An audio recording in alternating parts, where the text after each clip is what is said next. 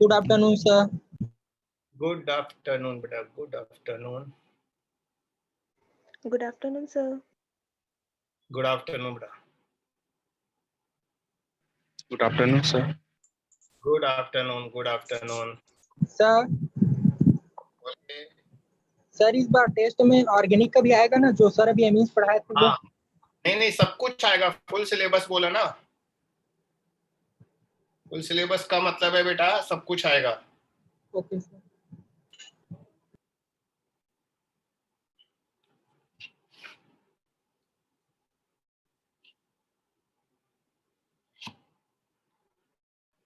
पूरा फिजिक्स, पूरा केमिस्ट्री, पूरा मैथ्स।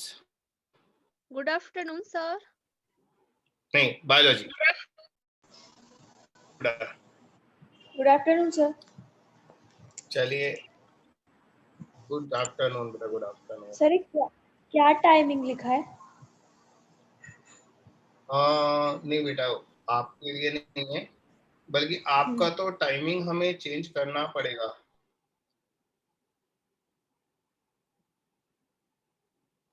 आपका टाइमिंग तो चेंज करना पड़ेगा हमें। क्लास के एंड में डिस्कस करूंगा ये वाली बात कि कल का टाइमिंग हमें थोड़ा लेट करना है। अब सर जितनी भी कल क्लासेस है थोड़ा सा नहीं आगे। अब है ना, शाम को 4 बजे नए बैचेस बने हैं बेटा, है ना।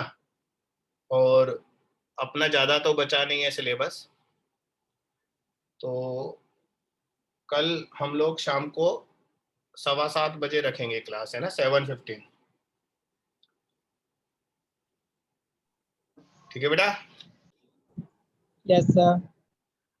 देखो, कल हम लोगों ने कहा कि एक दो चीजें और डिस्कस करेंगे, जैसे ये वाली चीज डिस्कस करते हैं। एक हाइड्रोजन एटम है। हाइड्रोजन एटम है, वो रेस्ट में रखा है, स्थिर है अभी, और अचानक से एक फोटोन बाहर निकला। तो बेटा जब फोटोन बाहर निकलेगा ना, तो वो एटम को, परमाणु को पीछे की तरफ विपरीत दिशा में, अपोजिट डायरेक्शन में धक्का देगा, क्योंकि हमें सिस्टम का टोटल मोमेंटम जो है वो कंजर्व रखना है। एक्सटर्नल फोर्स तो लग नहीं रहना सिस्टम पर, तो निकाय का संवेग नियत रहेगा। तो जितना संवेग फोटोन का होगा धनात्मक दिशा में, उतना ही मोमेंटम एटम का होगा नेगेटिव डायरेक्शन में।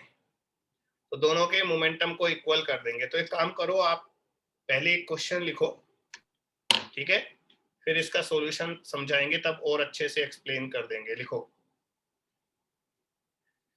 देखो, हाइड्रोजन का एक परमाणु स्थिर अवस्था में है। Hydrogen atom is at rest. Hydrogen atom is at rest.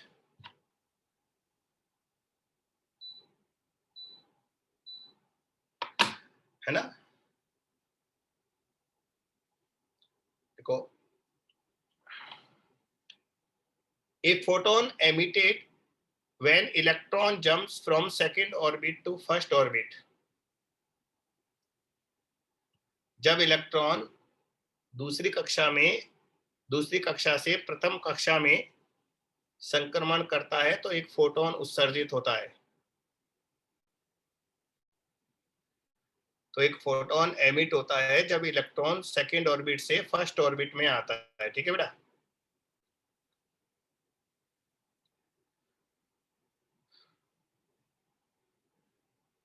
तो आपको कैलकुलेट क्या करना है, परमाणु का प्रतिक्षिप्त वेग बताइए विपरीत दिशा में। Calculate recoil velocity of atom. Calculate recoil velocity of atom. बच्चों, मैंने अभी अभी आपको बताया, जब एटम से एक फोटोन बाहर निकलेगा, तो जितना मोमेंटम फोटोन का होगा पॉजिटिव डायरेक्शन में, उतना मोमेंटम एटम का होगा नेगेटिव डायरेक्शन में, तभी तो टोटल मोमेंटम 0 आएगा। बेटा अगर फोटोन की वेवलेंथ लैम्बडा है, तो फोटोन का मोमेंटम होता है h/λ। तो जितना मोमेंटम फोटोन का धनात्मक दिशा में होगा उतना ही मोमेंटम इसका नेगेटिव डायरेक्शन में होगा। तो दोनों के मैग्नीट्यूड को इक्वल कर दो। एटम का मोमेंटम बराबर फोटोन का मोमेंटम। बेटा एटम जो है उसका मास m है, परमाणु का द्रव्यमान m है, और वो v वेलोसिटी से अपोजिट डायरेक्शन में जा रहा है, तो मोमेंटम हो गया mv। और बेटा फोटोन का मोमेंटम h बाई लैम्बडा होता है, और आपको याद है हमारा वो 1 बाई लैम्बडा का इक्वेशन, 1 बाई लैम्बडा बराबर होता था ना r Rydberg constant 1 upon n1 square minus 1 upon n2 square, वो यहाँ पर पुट कर दिया और फिर m से भाग दे दिया, तो हमारा v आ गया h r अपॉन m को नीचे ले आए ना, हम नीचे ले आए, हाँ m को नीचे ले आए, 1 upon n1 square minus 1 upon n2 square. Value रख दी बेटा। h कितना होता है 6.63 into 10 to the power minus 34। Rydberg constant की value 1.09 into 10 to the power 7 थी, और m हाइड्रोजन का मास है। बेटा हाइड्रोजन में तो बस एक प्रोटॉन ही तो होता है ना, इलेक्ट्रॉन का मास तो नगण्य होता है, उसे छोड़ दो। तो हाइड्रोजन एटम का मास होगा 1.67 into 10 to the power minus 27। बेटा केजी में लेना है, ये केजी में लेना है। बेटा सारी पावर कैंसिल हो गई, माइनस 27 को ऊपर ले जाओगे तो 27 और 7 34, 34 से माइनस 34, सारी पावर कैंसिल हो गई 10 की। और अंदर 3/4 कैसे आया? हमने जो इलेक्ट्रॉन का ट्रांजिशन लिया था, संक्रमण, वो 2 से 1 पर लिया था, तो n1 बराबर 1 लेना है और n2 बराबर 2 लेना है। तो 1 माइनस 1/4 ये 3/4 आ जाएगा, और कैलकुलेट करने पर इतनी वेलोसिटी आएगी। तो हमारा जो परमाणु है एटम, वो इतनी वेलोसिटी से पीछे की तरफ चलने लगेगा बेटा। अब मुझे बता दो, इसमें से कुछ समझ में नहीं आया तो मैं दोबारा समझा दूं।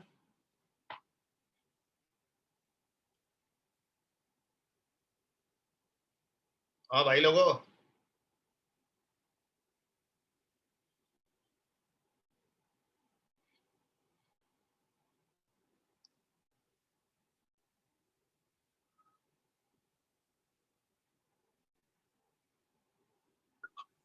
ये बोल दो, आवाज तो आ रही है ना? कितना तो बता दो। Yes, sir. Yes, sir. Yes, sir. तो ये वाला यस सर पहले भी बोल देते, जब मैंने कहा समझ में आ गया ना, तो यस सर ही बोल देते।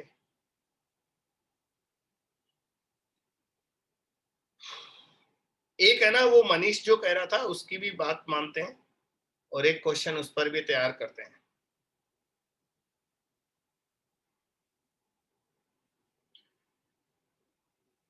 बेटा हमारे पास एक हाइड्रोजन गैस है,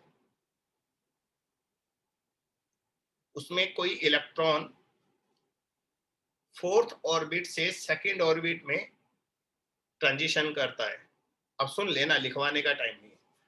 हाइड्रोजन एटम में एक इलेक्ट्रॉन 4th ऑर्बिट से 2nd ऑर्बिट में जाता है, चौथी कक्षा से दूसरी कक्षा में आता है, और इससे जो फोटोन निकलेगा ना, उसको हमने एक धातु की सतह पर गिराया, उसको एक मेटल सरफेस पर गिराया, और उसका वर्क फंक्शन जो है बेटा वो 1.5 इलेक्ट्रॉन वोल्ट है। 1 मिनट बेटा।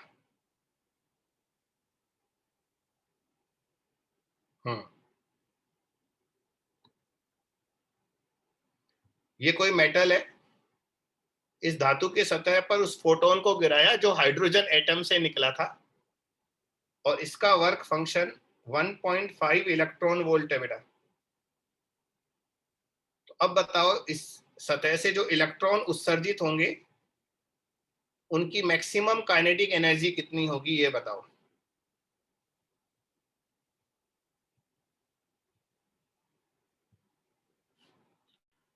इस धातु की सतह से जो इलेक्ट्रॉन उत्सर्जित होंगे उनकी मैक्सिमम काइनेटिक एनर्जी बताओ। क्वेश्चन एक बार फिर से सुन लो।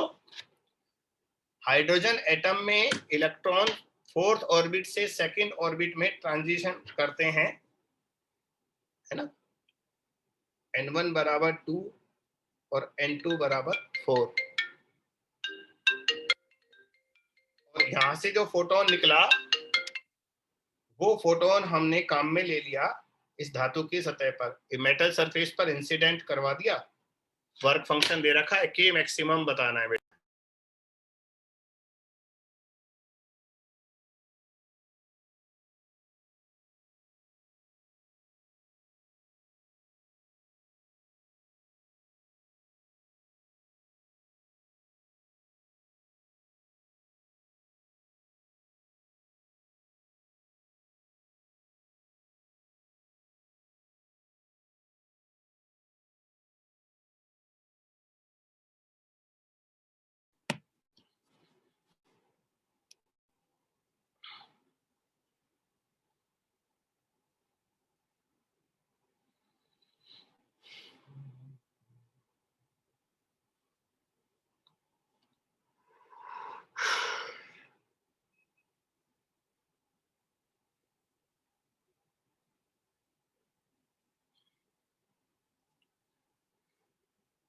मनीष का आंसर है 1.15 इलेक्ट्रॉन वोल्ट। मनीष, तुम इसी तरह के क्वेश्चंस की बात कर रहे थे ना? हाँ, तो बस एक सैंपल दे दिया बस, और क्या है, बाकी तुम कर लोगे।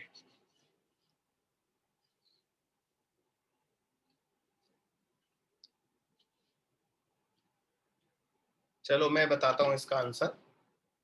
बेटा इलेक्ट्रॉन जब 4 से 2 पर आएगा तो वो जो फोटोन निकालेगा उसकी एनर्जी होगी hc/λ बराबर 13.6 1/n1 square minus 1/n2 square,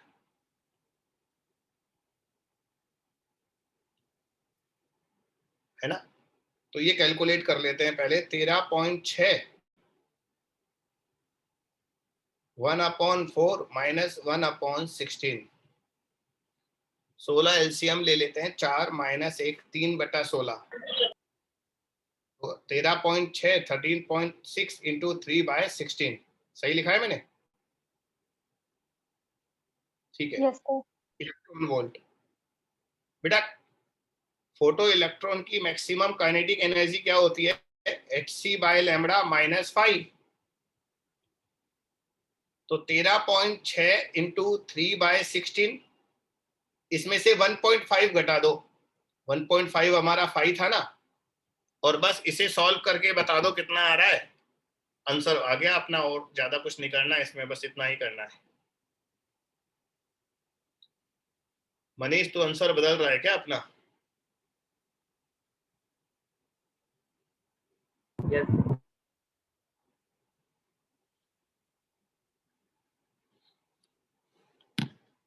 तो सही लिखा है तेने, बाद वाला आंसर सही लिखा है। 1.05 इलेक्ट्रॉन वोल्ट ये आंसर आ जाएगा। चलो इसे कॉपी करो, फिर हम लोग न्यूक्लियर फिजिक्स स्टार्ट कर रहे हैं अभी, नाभिकीय भौतिकी। बेटा अभी तक हम लोग है ना परमाणु के बारे में डिस्कस कर रहे थे, एटम को। अब हम लोग न्यूक्लियस, नाभिक को डिस्कस करेंगे।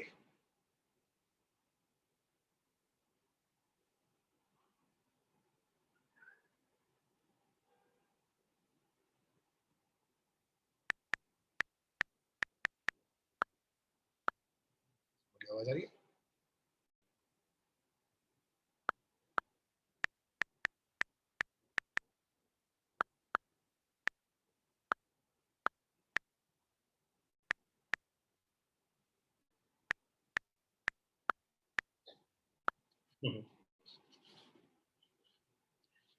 नाभिकीय भौतिकी, न्यूक्लियर फिजिक्स।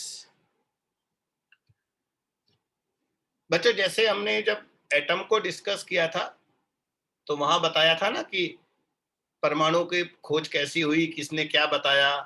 पहले थॉमसन ने बोला, फिर रदरफोर्ड ने बोला, फिर बोर ने बोला। इस तरह नाभिक के बारे में भी काफी कुछ डिस्कवरी हुई। न्यूट्रॉन कैसे आया, प्रोटॉन कहाँ से, किसने न्यूट्रॉन की खोज की, क्या नाम था? चैडविक नाम था ना, चैडविक। Yes sir. हाँ, और वो प्रोटॉन वाले कोई गोल्ड गोल्ड भाई साहब थे, सोने वाले भाई साहब थे, गोल्डस्टीन। गोल्डस्टीन। हाँ हाँ, मैंने कहा ना सुनहरा नाम है इनका, बड़ा सुनहरा नाम है। और इलेक्ट्रॉन की डिस्कवरी किसने की? J Thomson. हाँ। और इलेक्ट्रॉन का चार्ज किसने बताया?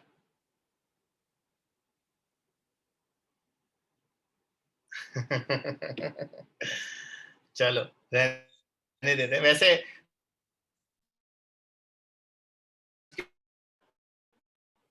पर उनके एक साइंटिस्ट थे, उन्होंने E/m के बारे में बताया था, याद है? E/m, E/m को क्या बोलते हैं? स्पेसिफिक चार्ज, विशिष्ट आवेश। तो बच्चों हाँ, उसके बारे में बताया था। वैसे मिलीकन से ही चार्ज आया था बेटा, मिलीकन ने वो बताया था ना, सॉरी मैं गलत बोल गया, मिलीकन ने तो चार्ज के बारे में ही बताया था। हाँ, और मिलीकन के एक्सपेरिमेंट से ही तो चार्ज का क्वांटाइजेशन प्रूव हुआ था, 1.6 × 10⁻⁻19। यस। चलिए, तो बच्चों अब ये कहानियां तो खैर हम अभी नहीं लिखेंगे, लेकिन हम अपनी शुरुआत यहां से करते हैं कि न्यूक्लियस जो होता है, नाभिक, उसमें न्यूट्रॉन और प्रोटॉन होते हैं भैया। न्यूट्रॉन चार्जलेस होते हैं, उनमें कोई आवेश नहीं होता। प्रोटॉन जो है वो पॉजिटिवली चार्ज होते हैं, धनात्मक आवेशित होते हैं। न्यूट्रॉन और प्रोटॉन का द्रव्यमान मास लगभग बराबर होता है। थोड़ा सा न्यूट्रॉन का जो मास है, न्यूट्रॉन का द्रव्यमान वो थोड़ा सा ज्यादा होता है, थोड़ा सा।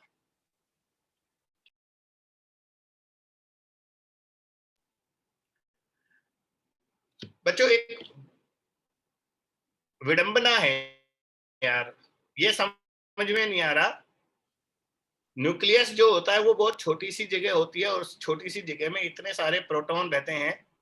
और हमें गुलाम भाई साहब ने बताया था ना कि 2 प्रोटॉन एक दूसरे को प्रतिकर्षित करते हैं, रिपल करते हैं, क्योंकि दोनों पॉजिटिव है। तो यार 2 प्रोटॉन जब एक दूसरे को प्रतिकर्षित कर रहे हैं तो वो एक साथ कैसे रह रहे हैं? उनको तो दूर चला जाना चाहिए था। तो आप इस बारे में कुछ बताएंगे? अगर किसी को आता हो तो बता दो, वरना संजय अग्रवाल तो बैठे ही हैं हम सामने, हम तो बताएंगे।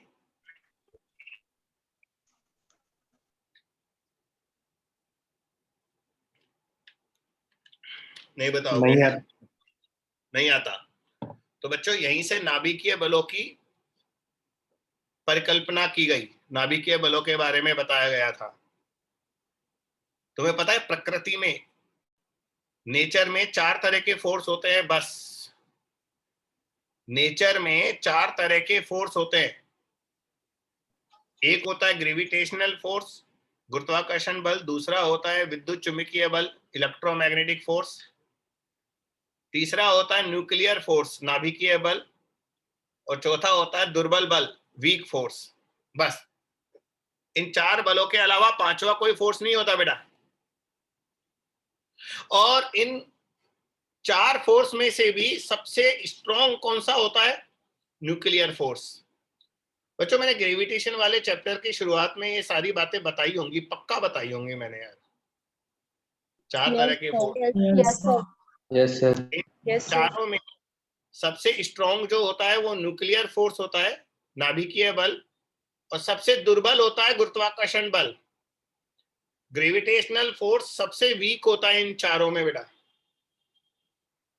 अब बात करते हैं नाभिकीय बल, क्योंकि गुरुत्वाकर्षण बल हम अलग चैप्टर में पढ़ चुके, विद्युत चुंबकीय बल हम अलग चैप्टर में पढ़ चुके। अब नाभिकीय बलों के बारे में पढ़ने की बारी आई। तो बच्चों जब 2 कण 10⁻⁻15 मीटर से भी कम दूरी पर आते हैं, ये फर्मी कहलाता है, पता है ना? Yes sir. हाँ, जब 2 पार्टिकल इतनी कम दूरी पर आते हैं तो वो एक दूसरे को अट्रैक्ट करते हैं बहुत स्ट्रॉन्ग फोर्स से। उस फोर्स को हम न्यूक्लियर फोर्स कहते हैं, नाभिकीय बल कहते हैं बेटा। और ये न्यूक्लियर फोर्स, नाभिकीय बल तभी लगेगा जब 2 कणों के बीच की दूरी इतनी कम होगी। और बेटा इतनी कम दूरी तो नाभिक के अंदर ही पाई जाती है। इसलिए ये नाभिकीय बल नाभिक के अंदर ही मिलेंगे, आपके और हमारे बीच नहीं लग सकते। ये न्यूक्लियर फोर्स न्यूक्लियस के अंदर ही लग सकता है, क्योंकि इतनी कम दूरी और कहीं होती ही नहीं है। और बच्चों खास बात पता है क्या, आप कहोगे ना, बोल देना मैं लिखा दूंगा जो आपको जरूरत हो, बाकी कहानियां किससे है, सुनते रहना, किताब में से पढ़ लेना। एक और खास बात, ये जो न्यूक्लियर फोर्स होता है ना, नाभिकीय बल, ये चार्ज पर डिपेंड नहीं करता। ये प्रोटॉन प्रोटॉन के बीच में भी लगेगा, न्यूट्रॉन न्यूट्रॉन के बीच में भी लगेगा, और न्यूट्रॉन प्रोटॉन के बीच में भी लगेगा। और बच्चों अट्रैक्टिव होता है, हाँ आकर्षण का बल होता है, बस शर्त क्या है, ये तभी लगेगा जब दूरी इतनी कम हो जाएगी, वरना नहीं लगेगा। यानी कि इलेक्ट्रॉन और प्रोटॉन के बीच में नहीं लग सकता। बताओ क्यों? क्योंकि इलेक्ट्रॉन और प्रोटॉन के बीच की जो दूरी होती है ना बेटा, वो इससे ज्यादा होती है। इलेक्ट्रॉन तो न्यूक्लियस नाभिक के बाहर होता है ना, तो वो दूरी बढ़ जाती है, इसलिए उनके बीच में नाभिकीय बल नहीं लगता। बच्चों बात समझ में आई? अब क्या है, जब प्रोटॉन प्रोटॉन एक दूसरे को आकर्षित करेंगे, न्यूट्रॉन न्यूट्रॉन आकर्षित करेंगे, न्यूट्रॉन प्रोटॉन आकर्षित करेंगे, तो इन सबका अट्रैक्शन जो है, वो जो शुरू में प्रोटॉन प्रोटॉन के बीच में रिपल्शन हो रहा था ना, उससे भी ज्यादा स्ट्रॉन्ग अट्रैक्शन हो जाता है। इसलिए नाभिक टूटता नहीं है, नाभिक बना हुआ रहता है। तो बच्चों मैंने कहानी में आपको न्यूक्लियस का एग्जिस्टेंस एक्सप्लेन कर दिया। नाभिक का एग्जिस्टेंस को क्या बोलेंगे? उपस्थिति, एक तरह से वो आपको समझा दी। स्थायित्व तो अच्छा शब्द नहीं है यार, स्टेबिलिटी होता है स्थायित्व का इंग्लिश, है ना। तो नाभिक कैसे बना हुआ रहता है ये मैंने समझा दिया। एक बार और सुन लो दोबारा से बच्चों। जब दो कण 10⁻⁻15 मीटर से ज्यादा पास आते हैं तो वो एक दूसरे को अट्रैक्ट करते हैं, और ये जो अट्रैक्शन है ये उनके चार्ज पर डिपेंड नहीं करता। न्यूट्रॉन न्यूट्रॉन के बीच में भी अट्रैक्शन होगा, न्यूट्रॉन प्रोटॉन के बीच में भी, और प्रोटॉन प्रोटॉन के बीच में भी। और ये अट्रैक्शन बहुत ज्यादा स्ट्रॉन्ग होता है, इसलिए दो प्रोटॉन के बीच में लगने वाले रिपल्सिव फोर्स को भी बैलेंस कर देता है और नाभिक को बनाए रखता है। ये फोर्स कहलाते हैं न्यूक्लियर फोर्स। बताओ बच्चों, बात ठीक है? Yes sir. Yes sir. हाँ, इसलिए नाभिक टूटता नहीं है, बल्कि नाभिक को तोड़ने के लिए हमें एनर्जी देनी पड़ती है, जिसे हम बाइंडिंग एनर्जी कहते हैं। बाइंडिंग एनर्जी को अभी आगे हम डिटेल में पढ़ेंगे, अभी तो मैंने ऐसे ही बोल दिया बस। तो बच्चों थोड़ा थोड़ा तो लिखना शुरू करते हैं, ठीक है। तो ये न्यूट्रॉन होते हैं, प्रोटॉन होते हैं, ये तो रहने दो। आप साइज ऑफ न्यूक्लियस से स्टार्ट करो। लिखो साइज ऑफ न्यूक्लियस, नाभिक का आकार। तो बच्चों मैंने बहुत पहले कहा था बेटा, न्यूक्लियर फिजिक्स में हम लोग काफी कुछ एक्सप्लेन कर देंगे, लेकिन एक बार आपको कहीं से पढ़ना पड़ेगा। एक बार किताबों से पढ़ लेना, जो नोट्स हैं या एनसीईआरटी टाइप, वहां से पढ़ लेना। तो बच्चों हम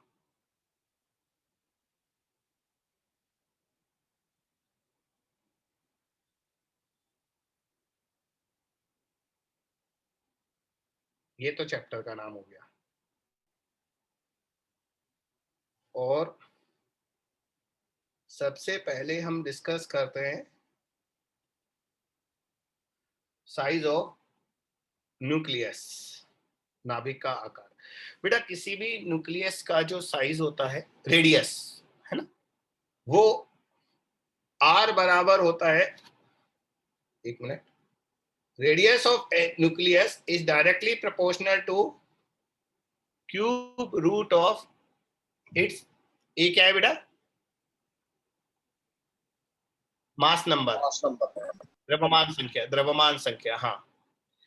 और कांस्टेंट जो आता है वो आता है आर बराबर आर नॉट इंटू ए की पावर 1/3। लिख लो, रेडियस ऑफ न्यूक्लियस, नाभिक की त्रिज्या समानुपाती होती है ए की पावर 1/3। ए जो है वो द्रव्यमान संख्या है, मास नंबर। आर नॉट एक कांस्टेंट है बेटा, कांस्टेंट। और आर नॉट की जो वैल्यू होती है ना बच्चा, वो होती है, बोलो कितनी होती है, आपको पता है? 1.1 into 10 to the power minus 15 meter. Correct, very good. ऐसे बस मेरी हेल्प कर दिया करो तो मजा आएगा। आर नॉट एक कांस्टेंट है बेटा, 1.1 into 10 to the power minus 15 metre.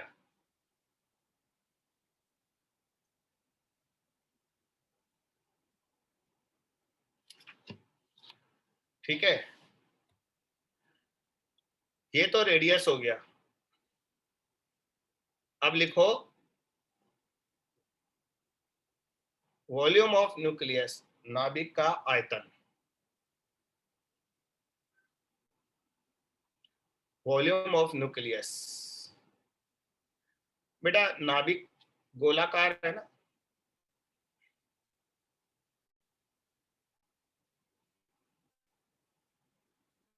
Yes sir. Yes, sir. तो इसका आयतन क्या होगा? फार्मूला बताओ। 4/3 pi R cube. 4/3 pi r cube. Correct. और अभी अभी हमने जो ऊपर आर लिखा वो इसमें रख दो, तो ये हो जाएगा 4/3 pi R naught cube. R cube करेंगे तो आर नॉट क्यूब हो जाएगा और एक ही पावर 1 आ जाएगा। 1/3 पहले था, क्यूब करेंगे 1 आ जाएगा।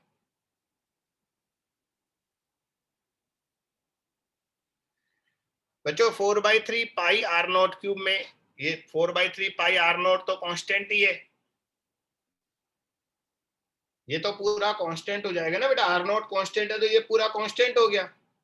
Yes, sir. तो हम हाँ, हम ये कह सकते हैं किसी भी नाभिक का जो आयतन होता है वो उसके द्रव्यमान संख्या के डायरेक्टली प्रोपोर्शनल होता है। यानी कि द्रव्यमान संख्या अगर मास नंबर डबल होगा तो वॉल्यूम भी डबल हो जाएगा, सीधा सा बात है। मास नंबर डबल होगा तो वॉल्यूम भी डबल हो जाएगा बेटा। ठीक है, यस सर। अब इसके बाद लिखो डेंसिटी ऑफ न्यूक्लियस, नाभिक का घनत्व। छोटी छोटी चीजें बेटा, जो लिखने की है वो लिख लेते हैं। बेटा डेंसिटी होता है द्रव्यमान बटा आयतन, घनत्व होता है ना द्रव्यमान बटा आयतन। कैपिटल एम लिख देते हैं नाभिक के द्रव्यमान को। बेटा अगर न्यूट्रॉन और प्रोटॉन का द्रव्यमान समान मान लें, इक्वल मान लेते हैं, स्मॉल एम मान लेते हैं, तो पूरे नाभिक का द्रव्यमान कितना होगा बताओ? 3m/4 pi r naught cube. हाँ हाँ बेटा, अभी तो मैंने केवल m बोला था तो आपने सही बोला। नीचे v की वैल्यू रख दो। बेटा a द्रव्यमान संख्या है, द्रव्यमान संख्या जानते हो ना क्या होता है? अगर तुमको लगा कि वो भी नहीं आता तो मैं बताऊं परमाणु क्रमांक क्या होता है, द्रव्यमान संख्या क्या होती है। नहीं आता हो तो बोल देना, बाकी शर्म तो आएगी केमिस्ट्री पढ़ने के बाद, ये सब नहीं आएगा तो। परंतु कोई बात नहीं, अभी शर्म मत करना, अभी बोल देना। तो बेटा द्रव्यमान संख्या होती है न्यूट्रॉन और प्रोटॉनों का योग।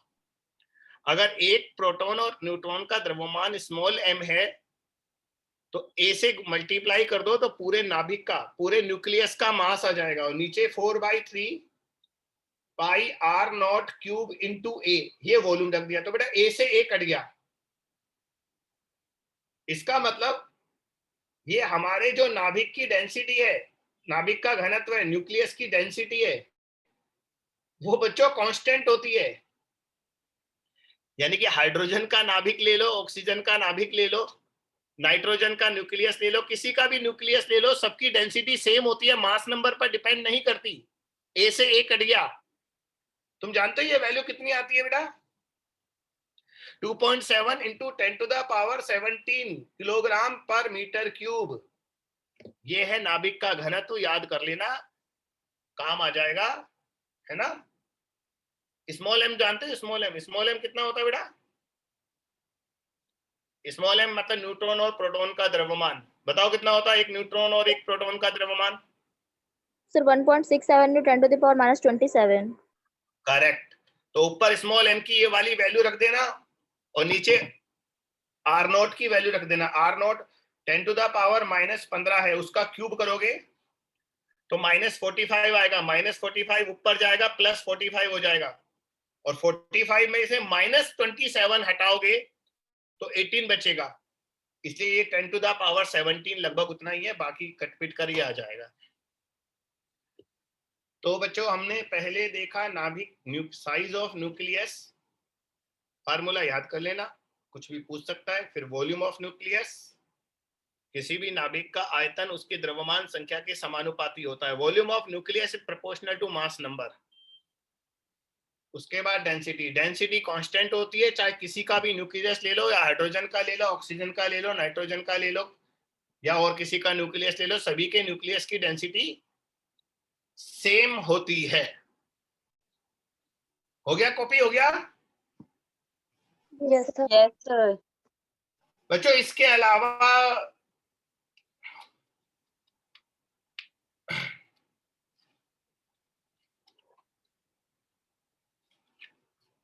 अलावा या कुछ वो डेफिनेशंस और हैं, केमिस्ट्री में जरूर पढ़ा होगा, बढ़िया ढंग से पढ़ा होगा, मुझसे ज्यादा अच्छे से पढ़ा होगा। आइसोटॉप्स, आइसोबार, आइसोटोन, ये सब आता है आपको? समझ में आ रही? Yes sir. Yes sir. बारीक, बारीक। और क्या क्या होते हैं?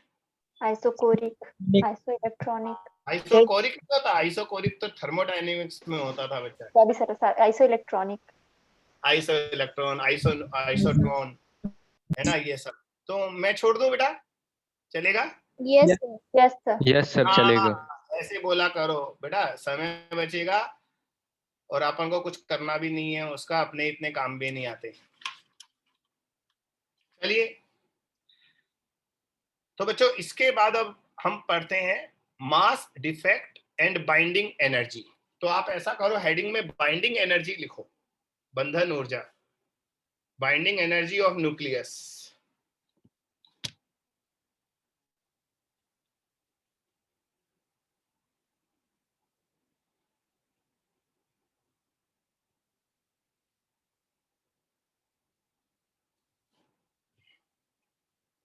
बच्चों एक बात बताओ, थोड़ी फनी बात पूछ रहा हूँ, हंसी मजाक टाइप है। मैं आपको छोटी छोटी बूंदी आती है ना बेटा खाने वाली, जिसका लड्डू बनता है, यस सर। मैं आपको है ना बहुत सारी बूंदी दे देता हूँ, मान लो 100 बूंदियां दे देता हूँ, 100। एक बूंदी का द्रव्यमान बता दूंगा, मास बता दूंगा आपको, और अब आपसे कहूँ लड्डू बनाओ, और लड्डू बनाने के बाद उसका मास लो, उसका द्रव्यमान लो, कितना आएगा? क्या ये संभव है कि लड्डू का जो मास है वो बूंदियों के मास से कम आ जाए, 100 बूंदियों के मास से कम आ जाए?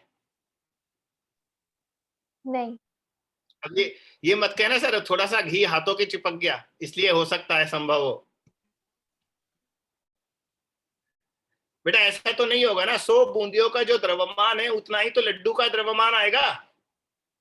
Yes sir. लेकिन नाभिक में ऐसा नहीं होता। मान लो आपके पास 5 न्यूट्रॉन और 5 प्रोटॉन है, और 5 न्यूट्रॉन और 5 प्रोटॉन से मिलकर जब आप नाभिक बनाओगे, न्यूक्लियस बनाओगे, तो आप क्या देखोगे यार, न्यूक्लियस का जो मास है वो 5 प्रोटॉन और 5 न्यूट्रॉन के टोटल मास से भी कम है। तो ये मास कहां गया? बाइंडिंग एनर्जी में कन्वर्ट हो गया।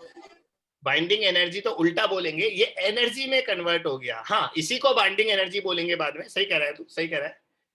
तो बच्चों ये केवल नाभिक के लेवल पर होता है, न्यूक्लियस के लेवल पर ऐसा होता है कि जब हम न्यूट्रॉन और प्रोटॉन से न्यूक्लियस बनता है, जब न्यूट्रॉन और प्रोटॉन से नाभिक बनता है, तो नाभिक का द्रव्यमान उसके न्यूक्लियॉन्स के मास से कम होता है, क्योंकि कुछ मास एनर्जी में कन्वर्ट हो जाता है, E बराबर डेल्टा mc²।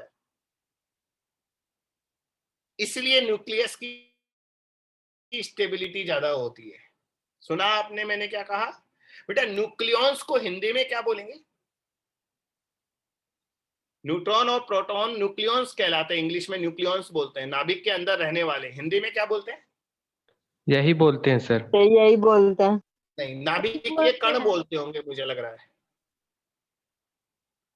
न्यूक्लियॉन्स नाभिकीय न्यूक्लियॉन कण ही पढ़े हैं सर, है बेटा। न्यूक्लियॉन ही पढ़े हैं। अरे यार, हिंदी में तो न्यूक्लियॉन लिखने में भी दिक्कत आएगी, तो मैं नाभिकीय कण बोल देता हूं, है ना। तो बच्चों, जब नाभिक बनता है तो नाभिक का द्रव्यमान नाभिकीय कणों के कुल द्रव्यमान से भी कम होता है, क्योंकि कुछ द्रव्यमान ऊर्जा में परिवर्तित हो गया। जब भी हम न्यूक्लियॉन से न्यूक्लियस बनाते हैं तो न्यूक्लियस का मास ना उनके न्यूक्लियॉन्स के टोटल मास से भी कम होता है। तो बच्चों, मास का यह अंतर मास डिफेक्ट कहलाता है। अब बच्चों, हिंदी में तुम कर दो, मास डिफेक्ट को हिंदी में क्या बोलेंगे? द्रव्यमान क्षति। अरे वाह, चलो, हम भी हिंदी आती है। लिखो द्रव्यमान क्षति, बाइंडिंग एनर्जी हेडिंग लिख लो, उसके बाद लिखो द्रव्यमान क्षति मास डिफेक्ट। देखो, जब नाभिकीय कणों से नाभिक बनाया जाता है या बनता है,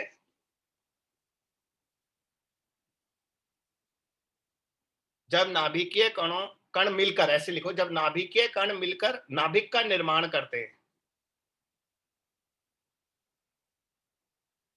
नाभिक का निर्माण करते हैं, तो नाभिक का द्रव्यमान नाभिकीय कणों के कुल द्रव्यमान से कम होता है। तो नाभिक का द्रव्यमान नाभिकीय कणों के कुल द्रव्यमान से कम होता है। बच्चों, इंग्लिश में लिखो। चलो, हिंदी में एक लाइन और लिख लो, पूरा हो जाएगा, है ना। द्रव्यमान में यह अंतर द्रव्यमान क्षति कहलाता है। द्रव्यमान में यह अंतर द्रव्यमान क्षति कहलाता है।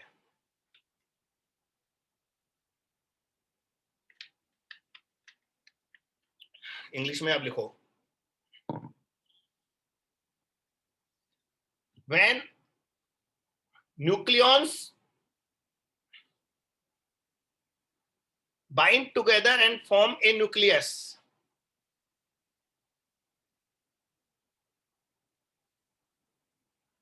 when nucleons form a nucleus, comma, mass of nucleus is less than total mass of nucleons.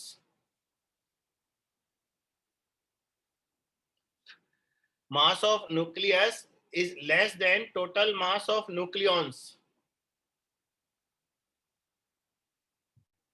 Full stop. This difference in mass is called mass defect.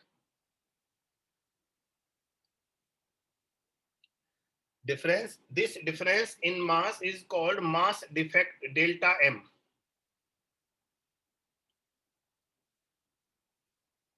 तो बच्चों, मास डिफेक्ट डेल्टा एम जो होगा वो क्या होगा? नाभिकीय कणों का कुल द्रव्यमान माइनस नाभिक का द्रव्यमान।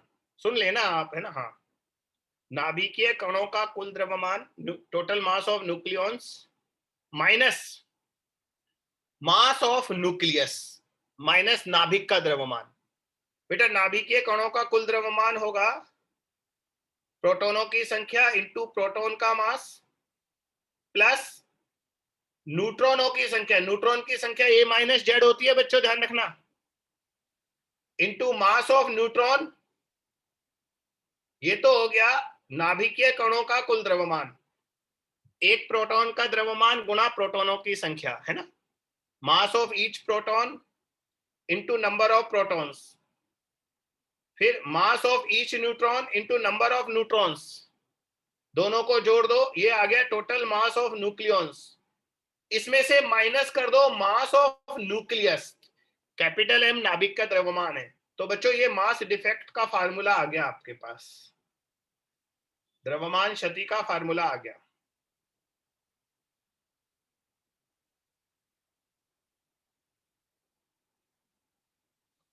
बच्चों, यहां कैपिटल एम लिख दो क्या है, और बाकी सिंबल भी लिखना चाहो तो लिख लो, आपकी इच्छा है, पर जो भी लिखो फटाफट लिखो। एमपी क्या है? Mass of proton. M N क्या है? Mass of neutron. और कैपिटल एम क्या है? मास ऑफ न्यूक्लियस, नाभिक का द्रव्यमान। नाभिक का द्रव्यमान, मास ऑफ न्यूक्लियस, लिख लिया बच्चों? कभी कभी नाभिक की जगह, न्यूक्लियस के मास की जगह एटम का मास दे देता है, तो हम क्या करेंगे बताओ? फिर मास डिफेक्ट में से अपन को इलेक्ट्रॉन का मास और भी घटाना पड़ेगा। तो बच्चों लिख लो, डेल्टा एम को इस तरह भी लिख सकते हैं, डेल्टा एम बराबर Z into mass of proton plus mass of electron, ये तो हो गया, प्लस ए माइनस जेड, ये न्यूट्रॉनों की संख्या आ गई, इंटू मास ऑफ न्यूट्रॉन। और बच्चों इसमें से हम माइनस करेंगे एटम का द्रव्यमान। उम्मीद करता हूं आपको ये चीज समझ में आई होगी, परंतु मैं एक बार और समझा दूंगा। बच्चों अगर मान लो हमें नाभिक के द्रव्यमान की जगह परमाणु का द्रव्यमान पता हो, एटम का मास, इसका मतलब एटम का मास अगर पता है तो इसमें इलेक्ट्रॉन का मास इसमें शामिल है, तो भैया इधर इलेक्ट्रॉन का मास अगर आ गया तो इधर भी तो इलेक्ट्रॉन का मास लिखो, ताकि वो कटकर सेम आ जाए। ये आप समझ गए? या उल्टा मान लो, आप ही मान लो इसमें मैं मास ऑफ इलेक्ट्रॉन ऐड कर देता हूं और यहां भी मास ऑफ इलेक्ट्रॉन ऐड कर देता हूं, तो बस उसके बाद ये इक्वेशन आ गई और ये मास of nucleus plus mass of electron mass of atom बन गया।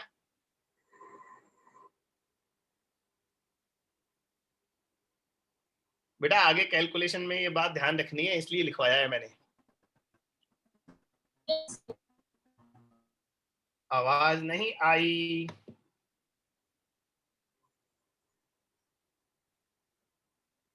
बहुत देर से मैं चैट वगैरह नहीं दिख रहा, आप कुछ लिख रहे हो तो, खैर कुछ लिखने के लिए था भी नहीं।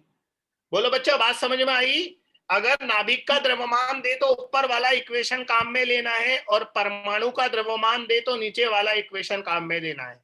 अगर मास ऑफ न्यूक्लियस दे तो ऊपर वाला इक्वेशन, मास ऑफ एटम दे तो नीचे वाला इक्वेशन, बस ये ध्यान रख लो आप।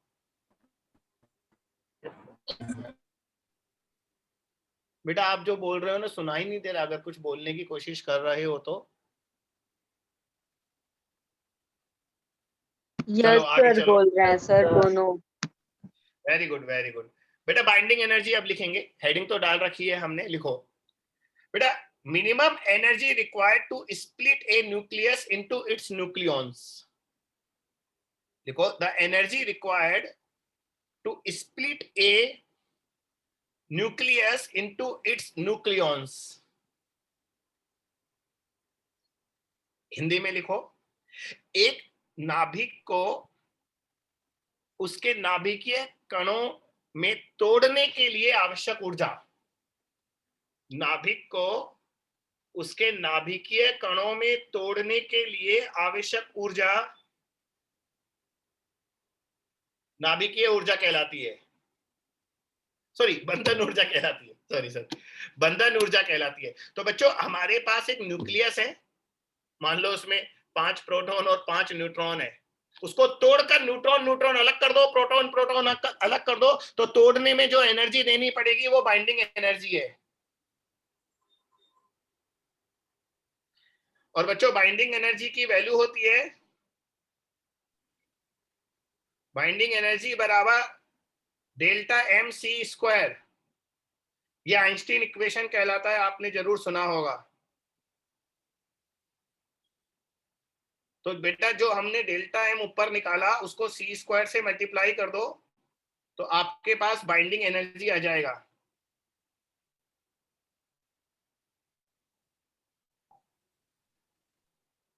बोलो बच्चा, clear? Yes sir. Yes sir. अब है ना, यहाँ पर एक बात याद रखना, कैलकुलेशन के हिसाब से बोल रहा हूं बेटा। डेल्टा एम जब आप निकालोगे तो हो सकता है आप किलोग्राम में निकालो, तो अगर डेल्टा एम किलोग्राम में निकाला है आपने, क्योंकि मास of proton mass of neutron हो सकता है किलोग्राम में दे दे, तो डेल्टा एम अगर आपने केजी में निकाला है और सी स्क्वायर से मल्टीप्लाई करोगे तो बेटा आंसर जूल में आएगा, जूल में। फिर 1.6 इंटू 10⁻⁻19 से डिवाइड करोगे तो वो इलेक्ट्रॉन वोल्ट में कन्वर्ट हो जाएगा। लेकिन बच्चों अक्सर आपने देखा होगा मास of neutron and mass of proton KG की जगह हमें एएमयू में देता है। ढंग से सुनना, एक क्वेश्चन का सवाल है, केजी की जगह हमें एएमयू में देता है, एएमयू एटॉमिक मास यूनिट। तो बच्चों अगर इन सबका मास हमें एएमयू में पता है तो डेल्टा एम भी हमारा एएमयू में आएगा। फिर आप उसे सी स्क्वायर से मल्टीप्लाई मत करना, फिर आप डायरेक्ट ये रिलेशन याद रखो बेटा, जब 1 AMU डेल्टा एम होता है तो उससे जो एनर्जी मुक्त होती है या एनर्जी रिक्वायर्ड होती है वो होती है, बोलो, मैं लिखने वाला हूं, आप बता दो तो अच्छा रहेगा। 931 मिली इलेक्ट्रॉन वोल्ट। नहीं मिली नहीं, मेगा यूनिट गलत बोले। 931.5 MeV। बेटा स्मॉल m मिली होता है, यहाँ कैपिटल M है mega, mega 10 to the power 6। तो बच्चों एक AMU जो द्रव्यमान है वो जब एनर्जी में कन्वर्ट होता है तो इतनी एनर्जी रिलीज होती है 931.5 MeV। कैलकुलेशन में आपके ये ज्यादा काम आएगी, केजी को कन्वर्ट नहीं करो, उसमें बहुत टाइम लग जाएगा। केजी को कन्वर्ट नहीं करना बेटा, केजी को पहले जूल में लाओ, जूल को इलेक्ट्रॉन वोल्ट में लाओ, उसमें बहुत टाइम लग जाएगा बेटा।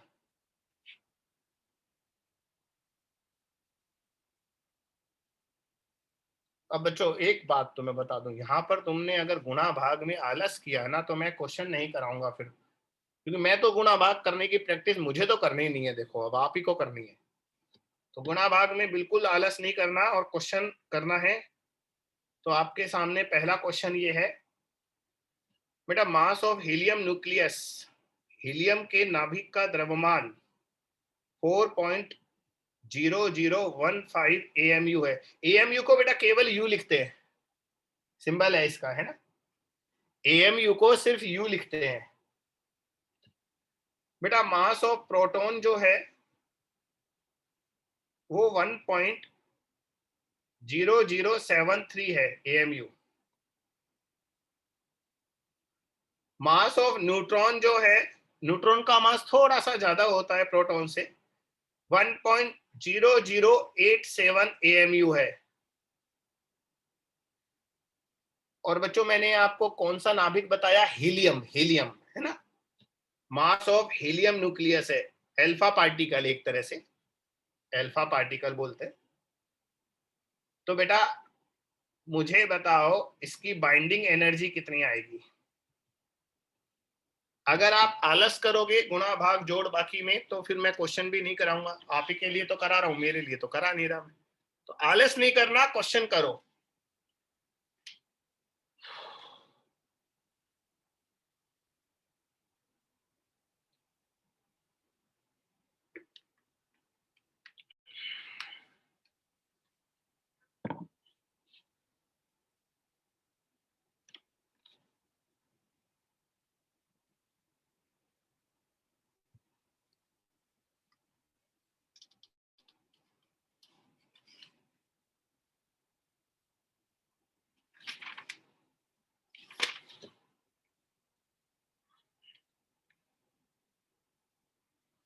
बेटा हीलियम में 2 प्रोटॉन और 2 न्यूट्रॉन होते हैं, है ना। तो आपके साथ लिख तो मैं भी देता हूं, बस आगे का काम आपको करना है।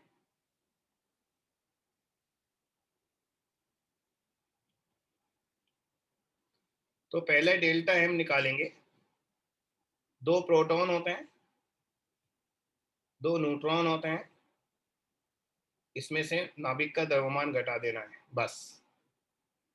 अब मास ऑफ प्रोटॉन और मास ऑफ न्यूट्रॉन को दोनों को 2 से मल्टीप्लाई कर दो,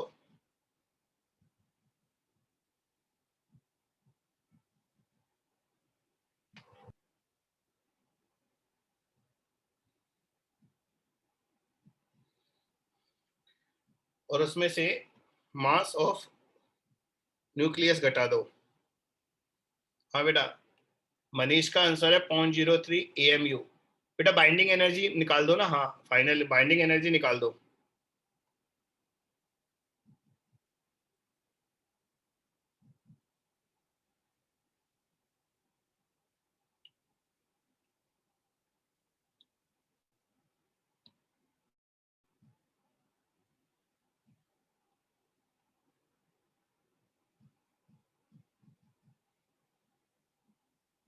शाबाश, वेरी गुड। देखो ऐसे काम करोगे ना तो मेरा भी जोश बना रहेगा। Very good, very good. तो मनीष तुम्हारा मास डिफेक्ट बिल्कुल सही आया। आकाश तुम्हारी एनर्जी भी सही आई है। मनीष एनर्जी सही है। तो चरणजीत कल कहाँ था, क्लास में क्यों नहीं आया? सो गया था सर कल। हाँ, सोते तो सब है पर जागते भी हैं। चल तेरा आंसर सही है, गरिमा का आंसर सही है बेटा, सबका आंसर सही है। Very good. तो बेटा ये सारी वैल्यू रखोगे ना तो 0.0305 AMU आएगा मास डिफेक्ट। और बाइंडिंग एनर्जी के लिए इसे 931.5 से मल्टीप्लाई कर दो तो बाइंडिंग एनर्जी MEV में आ जाएगी, क्योंकि एक AMU इतना होता है। तो बच्चों 28.4 मेगा इलेक्ट्रॉन वोल्ट। बेटा फिर से याद दिला दूं, मिली नहीं है, मेगा इलेक्ट्रॉन वोल्ट है। Very good. तो बच्चों ऐसे ही क्वेश्चन आते हैं, बस आलस नहीं करना, ये बता दूं। अच्छा एक और छोटा सा क्वेश्चन बताओ, एल्फा का जो मास है वो कितना होगा? ऑप्शन के हिसाब से बताना है जवाब। Mass of alpha, mass of alpha particle. पहला ऑप्शन है प्रोटॉन के मास के 4 गुना होता है। दूसरा ऑप्शन है 2 प्रोटॉन और 2 न्यूट्रॉन के मास के बराबर होता है। आसान क्वेश्चन है। तीसरा है 2 प्रोटॉन और 2 न्यूट्रॉन के मास से ज्यादा होता है। और चौथा ऑप्शन है 2 प्रोटॉन और 2 न्यूट्रॉन के मास से कम होता है।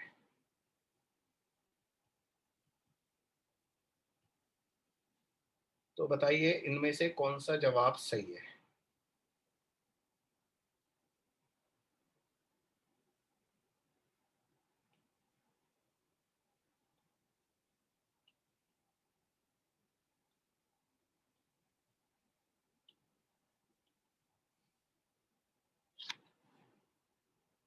मनीष कह रहा है चौथा, भावना दूसरा, दुर्गेश चौथा, चरणजीत चौथा। बेटा एल्फा पार्टिकल न्यूक्लियस होता है, नाभिक, और नाभिक का जो द्रव्यमान होता है वो उसके नाभिकीय कणों के द्रव्यमान से कम होता है। इसलिए आंसर 4th आएगा बेटा, है ना, 2nd नहीं आएगा, 4th आएगा। मास ऑफ एल्फा, एल्फा क्या है? नाभिक, न्यूक्लियस। हीलियम के न्यूक्लियस को हम एल्फा बोलते हैं। चलो बच्चों अगला टॉपिक लिखो, बाइंडिंग एनर्जी पर न्यूक्लियॉन।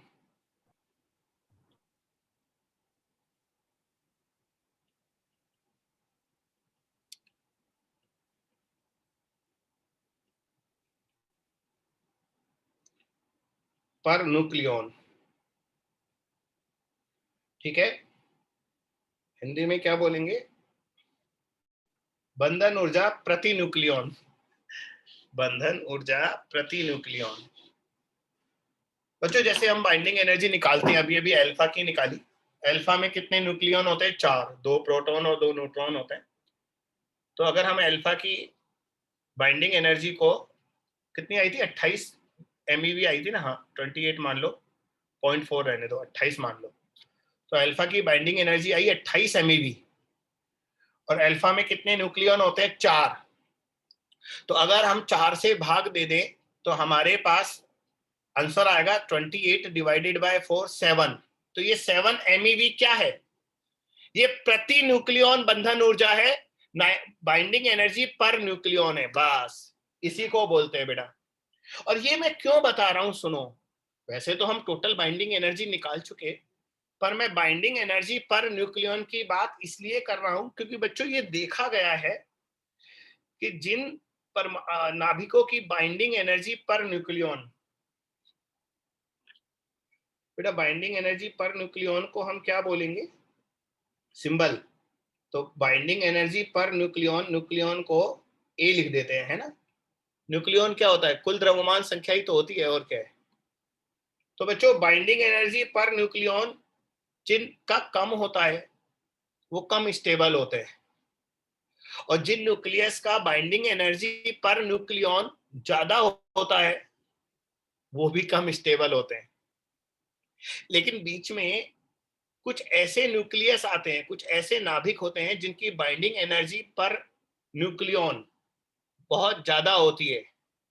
जिन नाभिकों की बंधन ऊर्जा प्रति न्यूक्लियन अधिक होती है वो अधिक स्थायी होते हैं। जिन न्यूक्लियस की बाइंडिंग एनर्जी पर न्यूक्लियन ज्यादा होती है वो मोर स्टेबल होते हैं। तो बच्चों आपको वो ग्राफ याद होगा, मैं नहीं बना रहा वो ग्राफ, उसमें आप दिखाते जिनकी बाइंडिंग एनर्जी पर न्यूक्लियन है कम, वो कम स्टेबल है। जैसे जैसे जेड बढ़ता है, जेड या ए, मास नंबर जैसे जैसे बढ़ेगा, तो 56 के आसपास मास नंबर किसका होता है? 56 सर आयरन का। आयरन का। तो बच्चों 56 के आसपास जिनका मास नंबर होता है उनकी बाइंडिंग एनर्जी पर न्यूक्लियन सबसे ज्यादा होती है और वो सबसे ज्यादा स्टेबल होते हैं। और 56 के बाद, 56 के बाद फिर आगे एटॉमिक नंबर और आगे बढ़ाओगे तो बाइंडिंग एनर्जी पर न्यूक्लियन फिर कम होने लगती है, फिर वो कम स्टेबल होते लगते हैं। करेक्ट? मैं बना नहीं पाऊंगा, मेरे फिजिक्स वालों की हमारी प्रैक्टिस नहीं होती, तो वो ग्राफ चलो हल्का फुल्का आइडिया तो दे ही देता हूं।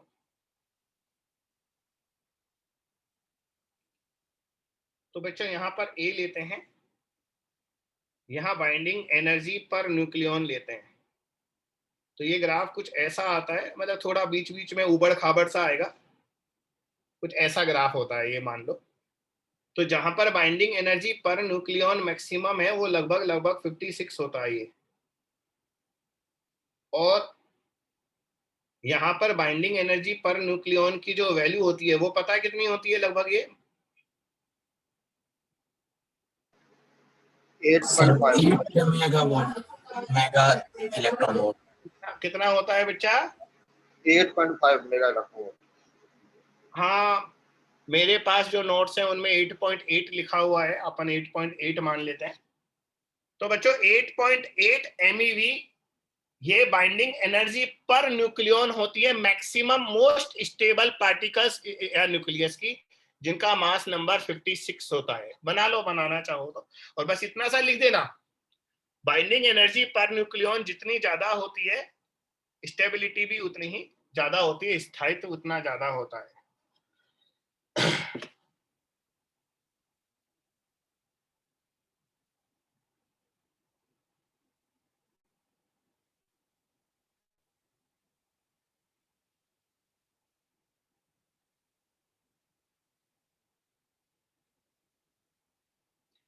यूरेनियम की बाइंडिंग एनर्जी पर न्यूक्लियन 7.7 होती है बेटा, इसलिए यूरेनियम वगैरह को जब हम तोड़ते हैं तो वो मोर स्टेबल न्यूक्लियस में टूटकर एनर्जी रिलीज करते हैं। इसे हम नाभिकीय विखंडन कहते हैं, न्यूक्लियर फिशन। और जो कम द्रव्यमान संख्या के नाभिक होते हैं उनको मिलाकर ऐसे नाभिक तैयार करते हैं जिनकी बाइंडिंग एनर्जी पर न्यूक्लियन ज्यादा है, यानी कि ज्यादा स्टेबल है, तो वहां भी एनर्जी निकलती है बेटा। इसे बोलते हैं न्यूक्लियर फ्यूजन, हिंदी में बोलते हैं नाभिकीय संलयन। संलयन। तो थोड़ा बाद में पढ़ लेंगे, अभी तो मैंने ऐसे ही थोड़ा सा बोल दिया, ठीक है बेटा? तो इस पर भी एक क्वेश्चन ले लो बच्चा।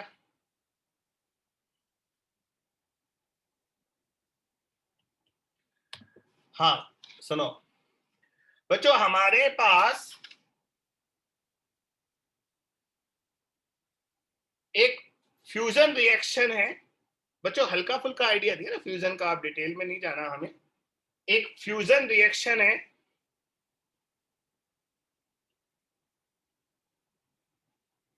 संलयन अभिक्रिया।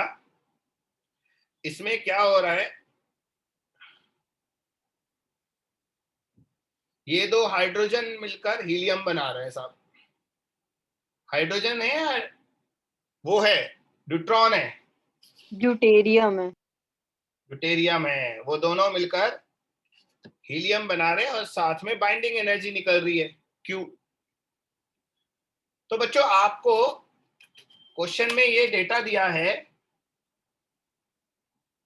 Binding energy per nucleon for deuterium जो है वो 1.12 MeV है। लिख लो बेटा, है ना, लिख लो। Binding energy per nucleon for deuterium वो है 1.12 MeV, मेगा इलेक्ट्रॉन वोल्ट। और binding energy per nucleon helium का जो है वो 7 है, 7.07। लिख देता हूं, binding energy per nucleon for deuterium ये दे रखा है 1.12 MeV। बेटा binding energy per nucleon for helium ये 7.07 दे रखा है। और हमसे क्वेश्चन क्या किया है, ये क्यू वैल्यू पूछा है कि जब दो ड्यूटेरियम मिलकर हीलियम बनाएंगे तो कितनी एनर्जी रिलीज होगी, ये बताना है आपको। चलो करो क्वेश्चन।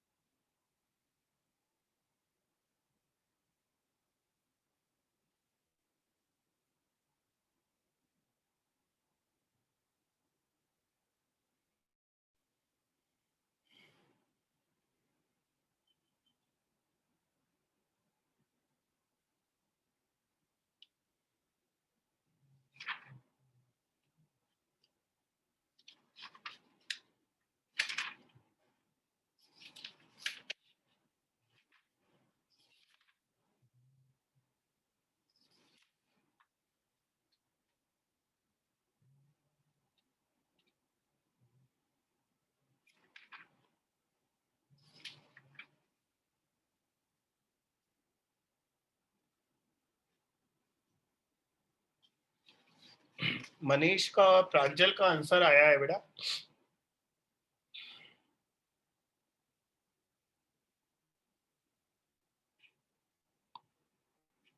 क्यू वैल्यू आप माइनस में क्यों लिख रहे हो? अपन को तो एनर्जी रिलीज निकालना है, अब तो वैल्यू बताओ। हाँ, माइनस प्लस के चक्कर में मत पड़ो, अपन फिजिक्स वाले माइनस नहीं लिखते, हम तो एनर्जी रिलीज पूछ रहे हैं। वो तो पॉजिटिव ही आएगी क्योंकि फ्यूजन है, फ्यूजन में एनर्जी निकलेगी।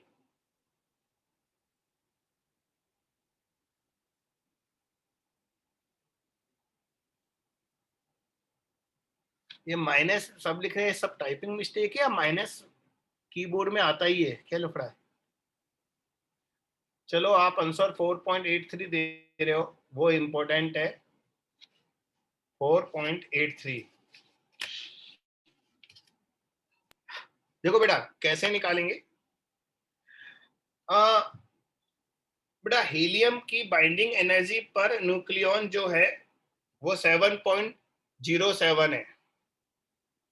तो total binding energy of helium वो कितना हो गया? 7.07 इंटू 4, क्योंकि हीलियम में 4 न्यूक्लियन है, 4 से मल्टीप्लाई कर देंगे तो 28.28 आ जाएगा MeV। और बच्चों हम जानते हैं binding energy per nucleon for deuterium जो है वो 1.12 है, यानी कि हमें एक ड्यूटेरियम को तोड़ने के लिए 1.12 MeV एनर्जी देनी पड़ेगी, तब वो 2 प्रोटॉन में कन्वर्ट होगा भैया, एक प्रोटॉन और एक न्यूट्रॉन में कन्वर्ट होगा। हाँ, यहां पर ये समझने वाली बात है। चरणजीत का आंसर थोड़ा अलग है,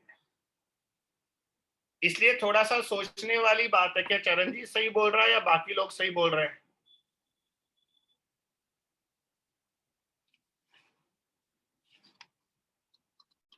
तो बच्चों हमें क्या करना है, ये देखना है कि पहले हमारे पास न्यूक्लियॉन्स आ जाएं। न्यूक्लियॉन्स लाने के लिए आपको ड्यूटेरियम को भी तोड़ना पड़ेगा,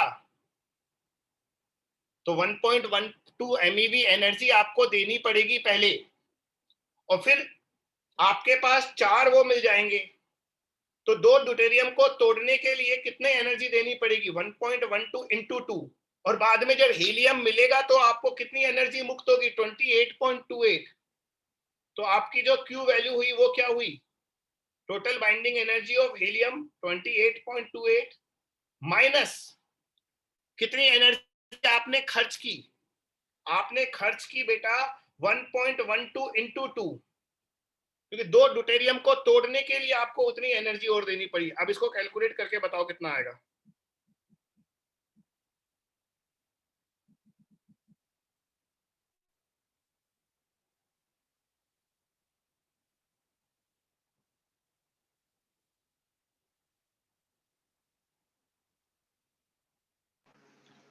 सर इंटू 2 होगा ना फिर?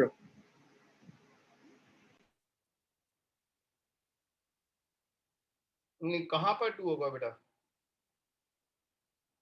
2 है ना वो, 2 ड्यूटेरियम है ना सर? अच्छा अच्छा, अरे हाँ हाँ, ये मेरे को गलती मिल गई। ये बाइंडिंग एनर्जी पर न्यूक्लियॉन है, सॉरी, टोटल बाइंडिंग एनर्जी नहीं है। तो बाइंडिंग एनर्जी पर न्यूक्लियॉन है, तो टोटल बाइंडिंग एनर्जी इतना आएगा। हाँ, और फिर 2 ड्यूटेरियम है इंटू 2 और आएगा। अब ये आंसर देखो कितना आएगा। हाँ सही सही सही सही, तो ये 23.8 MeV आएगा। तो चरणजीत, तुम्हारा अकेले का आंसर सही था बेटा, बाकी बच्चों ने बाद में करेक्शन किया। पहले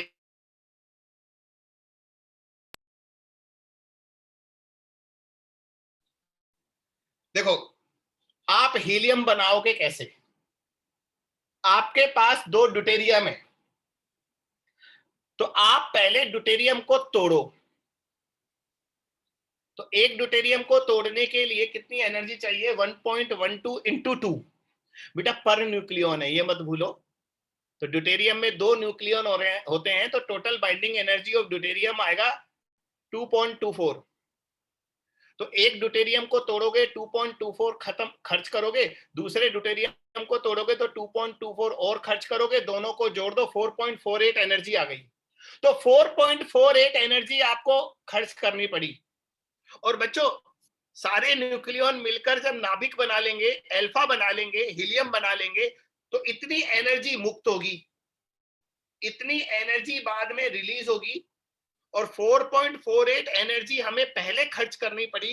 तो Q वैल्यू कितनी आएगी? दोनों को माइनस कर दो।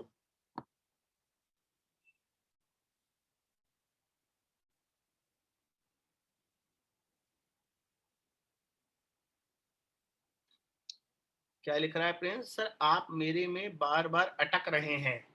मैं अटक रहा हूँ? बच्चा, मैं तो लगातार चल रहा हूँ, मैं तो नहीं अटक रहा। बच्चों, बाकी बच्चों को प्रॉब्लम आ रही है क्या?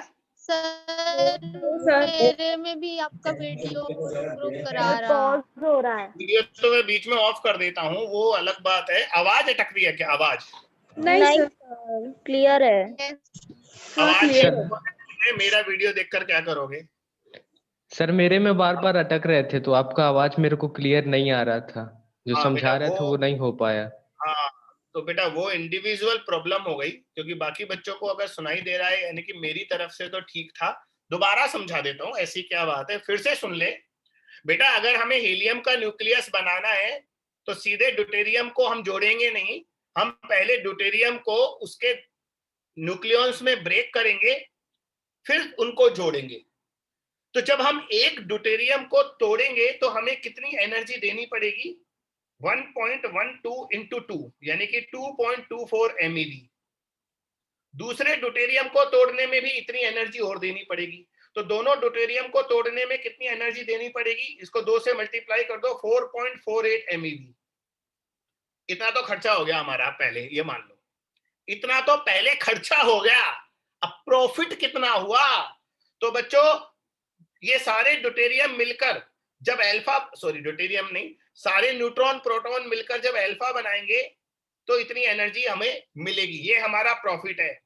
तो बेटा बाद में ये वो सेल वैल्यू होती है, वो क्या होती है, बचपन में खरीद विक्रय, क्रय विक्रय क्या क्या होता था, भूल गया मैं, है ना, क्या होती थी, सेल प्राइस, परचेज प्राइस, है ना। तो बच्चों हमने, हाँ, हमें बाद में इतनी एनर्जी तो मिली 28.28 और हमारा खर्चा कितना हो गया था 4.48, दोनों को माइनस कर दो तो 23.8 MeV, ये हमारी Q वैल्यू आ गई। बस ऐसे करते हैं इन क्वेश्चंस को। Yes sir, thank you sir. तो पहले तोड़ो फिर बनाओ ताकि क्वेश्चन अच्छे से समझ में आ जाए।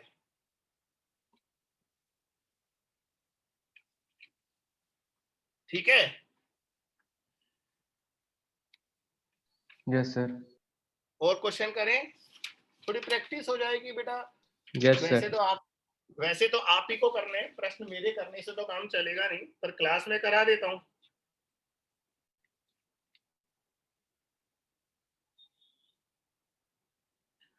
इस चैप्टर में रेडियो एक्टिविटी से ज्यादा क्वेश्चन होते हैं, यहां से थोड़े कम होते हैं।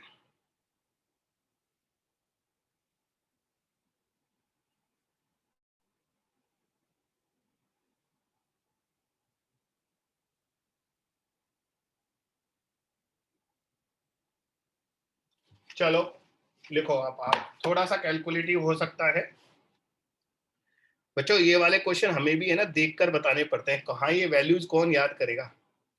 ये एक न्यूक्लियर रिएक्शन लिख रहा हूं मैं आपको, A 240 है, इसे तोड़कर B बनाया 100 प्लस C बनाया 140 प्लस एनर्जी रिलीज हो गई। तो बच्चों हमको Q वैल्यू निकालनी है ना। डेटा क्या दिया है, binding energy per nucleon for A, B and C, binding energy per nucleon for A, ये दे रखा है 7.6 MeV। फिर binding energy per nucleon for B, ये दे रखा है 8.1 MeV। फिर binding energy per nucleon for C दे रखा है दोबारा 8.1 है, ये भी 8.1 है। तो बच्चों बिल्कुल ऊपर वाले क्वेश्चन की तरह करो सॉल्व इसे और Q वैल्यू बताओ।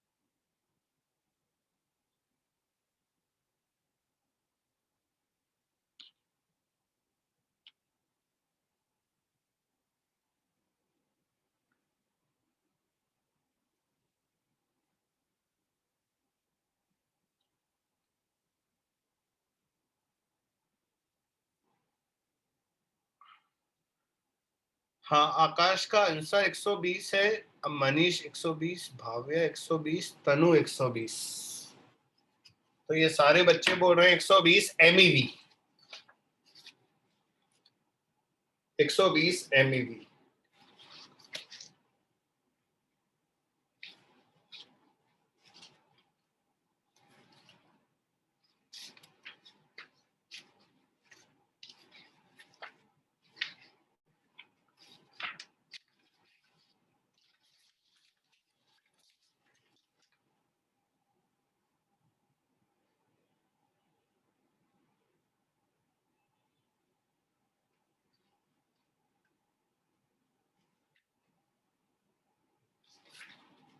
सही है आंसर आपका। तो बच्चों बिल्कुल वही करेंगे, पहले तो हम A को पूरा तोड़ेंगे, ठीक है। तो A को पूरा तोड़ेंगे, ये मान लो, तो हमें कितनी एनर्जी देनी पड़ेगी, 7.6 × 240, इतनी एनर्जी तो खर्चा हो गया, तो खर्चा हुआ 7.6 इंटू 240। बाद में बी और सी बनेंगे, तो बी और सी बनेंगे तो वो ऊर्जा एनर्जी रिलीज करेंगे। तो बेटा इसको बाद में लिखना था मुझे। तो एनर्जी रिलीज कितनी होगी, 8.1 इंटू 100 प्लस 8.1 इंटू 100, दोनों 8.1 है ना, 100 नहीं 140, सॉरी 140। हाँ बच्चों, बी और सी के बनने से इतनी एनर्जी रिलीज होगी और ए को तोड़ने में कितनी एनर्जी खर्च होगी, 7.6 इंटू 1, अरे क्या लिख रहा हूँ यार, 240। तो बच्चों अब बताओ, इसी को सॉल्व करने पर आ रहा है ना, सेम है ना। वैसे तो है ना, कॉमन लेने से काफी आसान हो रहा है। 8.1 इधर कॉमन आ रहा है, 240 वो हो गए, 240 उधर है, तो माइनस 7.6 डायरेक्ट कर दो, ठीक है। तो 8.1 माइनस 7.6 इंटू 240, तो सीधा सीधा 120 आ रहा है। तो आप लोगों का आंसर सही है, वेरी गुड। कैलकुलेशन थोड़ी आसान हो गई, बढ़िया हो गया बात। तो बच्चों काफी बच्चों ने जवाब दिया, अच्छा लगा। अब एक थोड़ा बढ़िया वाला क्वेश्चन भी ले लो। अब मैं आपसे पूछ लूं यार, तुमसे डर लगता है थोड़ा बढ़िया क्वेश्चन दूं तो तुम पसर तो नहीं जाओगे, फिर कहो सर दिन खराब कर दिया। अब देखो छोटे क्वेश्चन करके देख लिए ना, हमसे बन रहे हैं, छोटे क्वेश्चन करके देख लिया, हमसे बन रहे हैं, अच्छी बात है, बनाओ। एक अच्छा क्वेश्चन भी ले लो, होमवर्क ले लो, होमवर्क कल करके लाना। आज की क्लास इतनी ही लेंगे यार, अब आगे मन नहीं है। होमवर्क ले लो बच्चों। एक न्यूक्लियर रिएक्टर है, अभी ये मत कहना सर ये तो पढ़ाया नहीं, हाँ न्यूक्लियर रिएक्टर तो नाम बोल रहा हूं बस। एक न्यूक्लियर रिएक्टर है,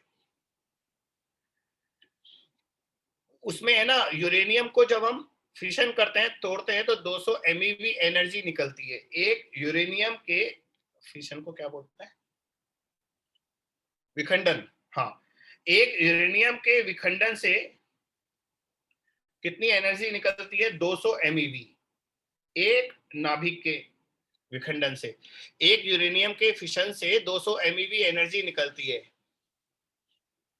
तो बेटा एक न्यूक्लियर रिएक्टर है, उसकी पावर 1000 वो है मेगावाट। मेगावाट एक न्यूक्लियर रिएक्टर की पावर जो है, शक्ति, वो 1000 मेगावाट है, मेगावाट। तो आपको बताना है ये रिएक्टर एक दिन में कितने ग्राम यूरेनियम खर्च करेगा, है ना। आपको बताना है uranium, amount of uranium used per day. एक दिन में कितना यूरेनियम खर्च होता है इस रिएक्टर में, ये बताना है। रिएक्टर की पावर 200 मेगावाट, 1000 मेगावाट है, और एक यूरेनियम के विखंडन से 200 MeV ऊर्जा निकलती है। एक यूरेनियम के फिशन से 200 MeV एनर्जी निकलती है, और न्यूक्लियर रिएक्टर की पावर 1000 मेगावाट है। तो बताना है ये रिएक्टर एक दिन में कितना यूरेनियम यूज करता है ना, मस्त क्वेश्चन। तो ये रिएक्टर एक दिन में कितना यूरेनियम यूज करता है, ये निकाल कर लाना है। थोड़ी सी कैलकुलेशन जरूर है बेटा। यूरेनियम 235 है ये।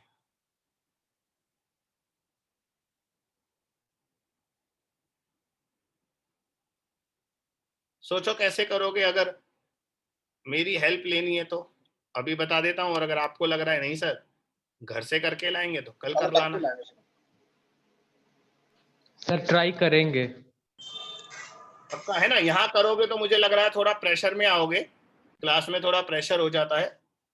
तो आज की क्लास छोड़ देते हैं, कल इस क्वेश्चन को तो सॉल्व कर लेंगे, और फिर हम है ना रेडियो एक्टिविटी स्टार्ट कर देंगे कल, है ना बेटा। यस। और हाँ न्यूक्लियर फिशन, न्यूक्लियर फ्यूजन ये लास्ट में बता दूंगा। न्यूक्लियर रिएक्टर वगैरह ये लास्ट में पढ़ा लेंगे। अभी थ्योरी आ जाएगी ना तो बोर हो जाएंगे अपन। सर कल की टाइमिंग क्या रहेगी? अरे हाँ, इम्पोर्टेंट बात, 2 मिनट इसमें भी समय लगाओ यार बच्चों। मैं तो चाहता हूँ शाम को ले लूं। कल है ना हमारा नया बैच शुरू हो रहा है, 11th-12th का नया बैच शुरू कर रहे हैं। आप भी यही वाली टीम पढ़ाएगी, इसी तरह से पढ़ाएगी। तो अगर आपके भी छोटे भाई बहन जानकार कोई हो तो बोल देना, वहीं कांटेक्ट कर लें सचदेवा में, है ना। Okay sir. बताया होगा आपके पास भी, मैसेज तो आया होगा सर लोगों का। नहीं आया सर। नहीं आया। हाँ, तो कल से एक बैच 11th का और एक बैच 12th का स्टार्ट कर रहे हैं हम। तो छोटे भाई बहन हो तो बेटा यही टीम पढ़ाएगी और बड़ा मजा आएगा। आपके लिए तो समय थोड़ा कम था, इनके लिए तो भरपूर समय है, काफी जल्दी बैच स्टार्ट कर रहे हैं। तो आप तो वहीं कांटेक्ट कर लो ईशान सर से, भगवत सर से और जैन सर से, और आराम से आप लो, है ना। चलो, तो कल एक काम करते हैं, कल बेटा शाम को 7:15 बजे क्लास रखते हैं, क्योंकि वो क्लास 7 बजे खत्म होगी, या 7 बजे रख ले, चलो 7 बजे रख लेते, 6:45 खत्म हो जाएगी वो क्लास, ठीक है। तो कल शाम को 7 बजे है। और अब जितनी भी क्लास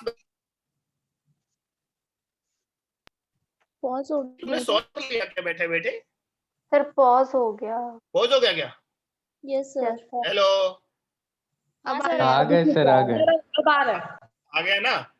मनीष ने जवाब भी दे दिया। मनीष, तेरे जवाब पर कल विचार करेंगे, इस क्वेश्चन का आंसर कल डिस्कस करेंगे।